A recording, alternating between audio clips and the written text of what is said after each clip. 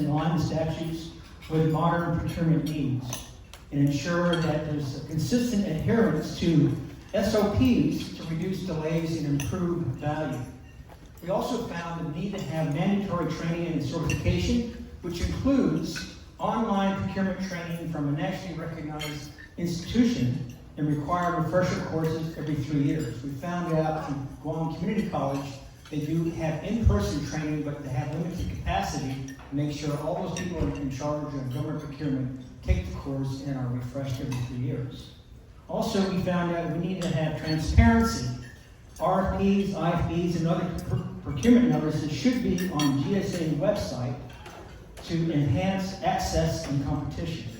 And we also need to increase the capacity by investing in staffing and in-house legal support to empower procurement leadership roles. A lot of procurement officers have less than 2 to 3 years of procurement experience. We need to fortify that by getting training to all the other agencies. Some of the things that we found that we wanted to make sure that we wanted to have outreach to the government leadership. So the governor had been there to be a keynote speaker or as an invited speaker. And we thanked her for her participation.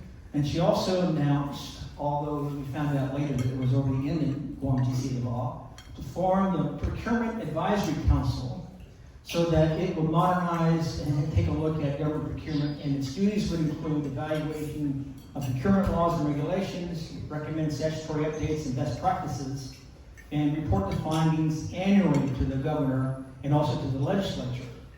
When we take a look at the makeup of the Guam Procurement Advisory Council, its members includes the Chief Procurement Officer or the designee, the Director of Public Works, the Attorney General of Guam, the Public Auditor, and Director of Administration, plus the President of Guam Community College. What we recognize here, there's no representation from the private sector. So we're going to work with the Governor's Office after we've got a budget confirmed. We want to work with the Governor's Office to include at least 2 members from the private sector, which could be from the Guam Chamber of Commerce and the Guam Contractors Association. So we can insist and promote a sense of urgency in some of these procurement issues that we have to recognize and address. So, what are the next steps? Well, fortunately for us, we had in attendance Senator Sabine Paradis, and right away she put wrote into 2 laws, Bill 151, which says to improve competition for government procurement. What it proposes to reform the current bid bond requirements to enhance fairness and competition in government procurement. She also put a bill in 13238, which removes the need for upfront bid security instead of requiring a performance bond from the winning bidder, and intended to lower barriers to entry and encourage broader competition. So there's a way that we can vet out some of these providers and services is maybe adopt the same regulations that the federal government uses going through SAM.gov website. So these are some of the things I think will help expedite some government procurement issues. We also need to talk about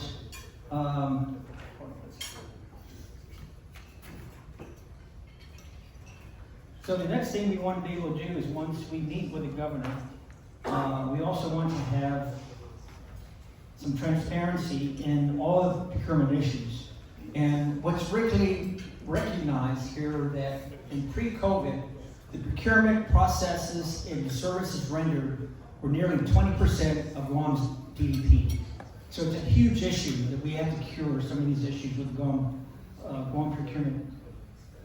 And so we wanted to, first of all, give thanks to our partner organizers, your Chamber of Commerce, the Guam Contractors Association, and the Guam Travel and Tourism Association.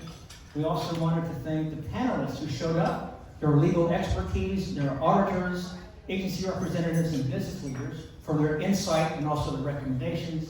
And also we wanted to thank the audience of stakeholders and advocates. Again, their engagement advanced a meaningful and solution-oriented dialogue.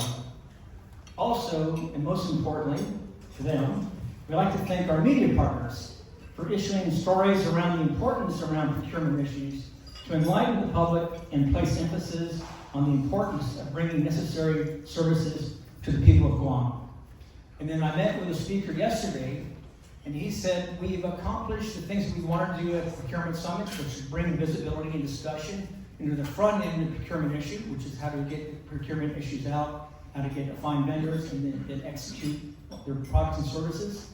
Next, we want to do the second half, which is provide payment for the services rendered. So the government's flush with cash. There should be no reason why we shouldn't be able to pay the vendors on a timely manner. So what he's asked us to do is to come up with specific language on how we can expedite payment. And one of those things could be we can have interest penalties for all payments that were overdue by 90 days. Conversely, we can also add 2% discount for any payment made within 30 days. So that's the next steps, Mr. Chairman. And we're glad, thank you very much for your attention. Everybody, thank you very much.